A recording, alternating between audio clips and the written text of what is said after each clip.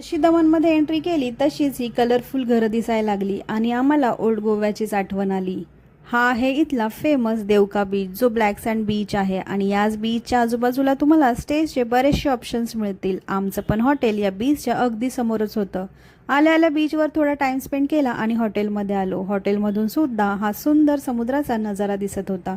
Check in process complete केली आणि रूममध्ये गेलो. रूम पण खूप प्रशस्त होती. 2 बेड, वॉर्डरोब, टीव्ही, सोफा असं सगळं काही होतं. आज सकाळी लेट ब्रेकफास्ट केल्यामुळे भूकच नव्हती. मग काय, लंच स्किप केला आणि अबीरच्या डिमांडनुसार लगेचच गेलो पूलमध्ये आणि तिथे मस्त पूल टाईम एन्जॉय केला. तोपर्यंत संध्याकाळचे 4 वाजले होते. मग छान असं रेडी झालो आणि गेलो नमो पातला, जो देवका बीचला लागूनच होता.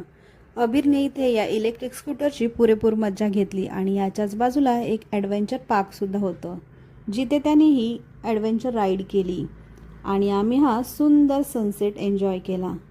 परत एकदा गेलो या गेम झोनमध्ये, जिथे अबीरने हा गेमसुद्धा खेळला. एकंदरीत काय तर आजचा दिवस अबीर आणि आम्ही खूपच एन्जॉय केला.